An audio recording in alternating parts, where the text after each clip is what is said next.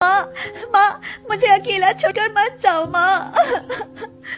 रो मत तनु बेटी, रो मत।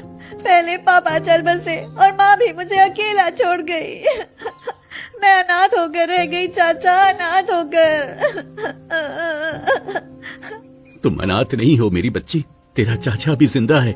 10 साल की तनु पर सचमुच दुखों का पहाड़ ही टूट पड़ा था। कुछ साल पहले एक सड़क हादसे में उसके पिता की मौत हो गई थी और अब बीमारी के कारण उसकी माँ भी चल बसी। तनु का तो रो रो कर बुरा हाल था कि तभी उसके चाचा मदन ने उसे छाती से लगा लिया और उसकी उंगली पकड़कर अपने घर ले आए। देखो तनु बेटी, आज से तुम हमारे साथ रहोगी और ये तुम्हारी चाची ही तुम्हारी माँ होंगी। हाँ, ये चाची ही तुम्हारी माँ होगी। तुम्हारा बस चले तो तुम मुझे सारी दुनिया की माँ न बना दो। पर तनु मेरे सगे भाई की बेटी है। सुधा, इसकी माँ की कमी तुम्हें ही पूरी करनी होगी। उस दिन के बाद तनु अपने चाचा के घर रहने लगती है। उसके चाचा तो उसे सगे बाप जैसा स्नेह देते हैं, मगर चाची उसे अपने सिर पर बोझ ही समझती रहती है। इसीलिए एक दिन तनु अपनी चाची से कहती है, चाची, आप मुझसे इतनी नफरत क्यों करती हैं? क्या चाची माँ नहीं बन सकती? नहीं बन सकती, अभागिन कहीं की। मैं तो बस अपने बच्चों की ही माँ हूँ। तुझे माँ चाहिए तो भगवान के घर से अपनी माँ को वापस बुला ले, समझी? यह सुनकर तनु चुप हो जाती है और फिर मन ही मन सोचती है, क्या माँ भगवान के घर से वापस भी आ सकती है? मैं चाचा से कहूँगी, चाचा मेरी बात जरूर मान जाएंगे और मेरी माँ को वापस बुला लेंगे। उस दिन के बाद तनु हमेशा इसी बारे में सोचती रहती है और एक दिन स्कूल में जाती है तो उसकी सहेली खुशी उससे कहती है, तनु, आज मेरा जन्मदिन है और मम्मी ने कहा है कि मैं तुम्हें साथ लेकर आऊं। तुम चलोगी क्या? खुशी, मैं जरूर चलूंगी। तनु खुशी के साथ उसके घर जाती है और खुशी को अपने माता पिता के साथ जन्मदिन मनाते देखकर बहुत खुश होती है। तनु कहती है, खुशी फ्रेंड, तुम बहुत लकी हो। तुम्हारे मम्मी डैडी हैं। मम्मी डैडी ना हो तो कोई किसी का जन्मदिन नहीं मनाता, समझी? यह कहकर तनु रोने लगती है और उसे रोते देख खुशी की माँ सुमन का दिल पिघल जाता है। वह तनु को सीने से लगाते हुए कहती है, अरे तनु, रोने क्यों लगी बेटी? तुम्हारी माँ भगवान के पास चली गई तो क्या हुआ? मैं तो हूँ ना, मैं मनाऊंगी तेरा जन्मदिन, और वो भी बड़ी धूमधाम से। सुमन की बात सुनकर तनु का कोमल मन और अधिक विचलित हो जाता है और साथ ही उसे भगवान पर बहुत गुस्सा भी आने लगता है।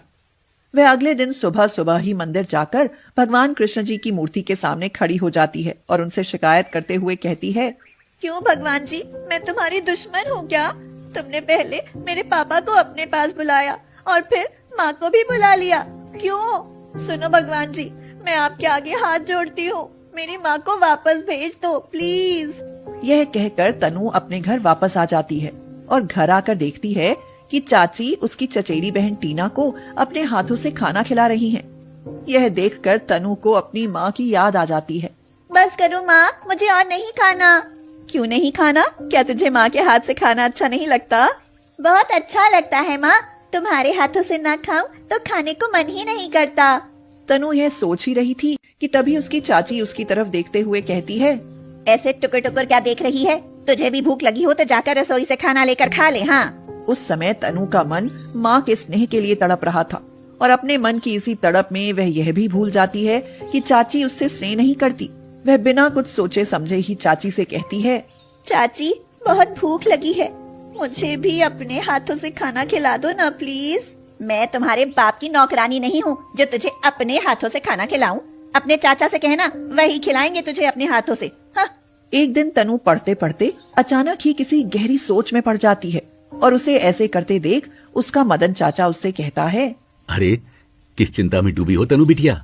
मैं तो पढ़ रही हूँ चाचा। पर कुछ सोच भी तो रही थी, कोई बात हो तो बता दो। भला चाचा से छिपाओगी तो फिर तेरी बात को सुनेगा ही कौन मेरी बच्ची? चाचा की यह बात सुनकर तनु कहती है, एक बात कहूँ चाचा? अरे क्यों, 4 बात कहो भाई, और तुम्हें कुछ चाहिए हो तो वो भी बताओ। चाचा, मेरा जन्मदिन आने वाला है और मैं चाहती हूँ कि आप मेरे जन्मदिन पर भगवान के घर से मेरी माँ को ले आओ। ले आओगे ना चाचा? तनु की ऐसी बात सुनकर मदन को उस पर स्नेह और दया दोनों आते हैं। वह उसके बाल मन को चोट नहीं पहुंचाना चाहता था, इसीलिए उसे झूठी तसल्ली देते हुए कहता है, अरे ये कौन सी बड़ी बात है? अगर तुम अपने जन्मदिन पर अपनी माँ को बुलाना चाहती हो तो मैं उसे जरूर बुला लाऊंगा। सच्ची सच्ची चाचा, फिर तो मैं आपको बहुत बहुत प्यार करूंगी। कुछ दिन बाद तनु का जन्मदिन आता है तो मदन असमंजस में पड़ जाता है। वह सोचता है, अगर तनु कोई और चीज मांगती तो उसे लाकर दे देता, पर उसे उसकी माँ कहाँ से लाकर दूं? यही सोचते सोचते अचानक ही उसके मन में तनु की माँ का एक सुंदर पुतला बनवाने का ख्याल आता है और वह उसका बुत बनवाकर तनु को दे देता है। ये तो मेरी माँ की मूर्ति है चाचा। आप तो मेरी माँ को लेकर आने वाले थे, फिर ये मूर्ति क्यों ले आए? इस जन्मदिन पर मूर्ति आ गई है तो अगले जन्मदिन पर तुम्हारी माँ भी आ जाएगी। बस थोड़ा सब्र करो बेटी। रात को जब तनु सो रही थी तो उस मूर्ति से अचानक ही आवाज आने लगती है। तनु, ए तनु, उठो बेटी, जागो, देखो मैं आ गई हूँ। तनु अपनी माँ की आवाज को पहचानती थी, इसलिए जैसे ही उसकी आंखें खुलती हैं, उसके तन बदन में खुशी की लहर सी दौड़ जाती है। तनु खुश होकर कहती है, माँ, माँ, तुम भगवान के घर से लौट आई माँ। पर तुम कहाँ हो? मैं इस मूर्ति में हूँ मेरी बच्ची। आओ मेरे कलेजे से लग जाओ। यह सुनकर तनु खुशी से उछल उठती है और दौड़कर मूर्ति से लिपट जाती है। इसके साथ ही मूर्ति सजीव हो उठती है और तनु की माँ उसके लाड़ लड़ाने लगती है। माँ, माँ, अब तो मुझे छोड़कर कभी मत जाना। नहीं जाऊंगी मेरी बच्ची, नहीं जाऊंगी। तभी तनु अचानक ही कुछ उदास हो जाती है और रोती हुई सी कहती है, माँ, मुझे बहुत भूख लगी है, क्या अपने हाथों से खाना खिलाओगी? हाँ खिलाऊंगी तनु। यह कहकर माँ का पुतला हवा में अपना हाथ हिलाते हुए कहता है, मेरी बेटी के लिए अच्छे अच्छे स्वादिष्ट पकवानों से भरी थाली लाओ। माँ के पुतले के यह कहते ही वहाँ पकवानों से भरा थाल प्रकट हो जाता है और फिर तनु माँ के हाथों से पकवान खाने लगती है और कहती है, माँ, पकवान तो बहुत स्वादिष्ट हैं। स्वादिष्ट हैं तो तू पेट भर कर खा ले, बहुत भूख लगी है ना तुझे? हाँ माँ। तनु के चाचा मदन को जब इस अद्भुत घटना के बारे में पता चलता है तो वह तो हैरान ही रह जाता है। हैरान क्यों होते हो देवर जी? इस पुतले में मैं ही हूँ, तुम्हारी भाभी। भाभी, ये तो चमत्कारी हो गया। शायद भगवान ने तनु की पुकार सुन ली। हाँ देवर जी। सुधा जब पुतले में मौजूद तनु की माँ और अपनी जेठानी के सामने आती है तो कुछ शर्मिंदगी सी महसूस करती है। तभी तनु अपनी चाची से कहती है, चाची, आपने कहा था ना कि अगर तुम्हें माँ का प्यार चाहिए तो भगवान के घर से अपनी माँ को वापस बुला लो। देखा, बुला लिया ना मैंने।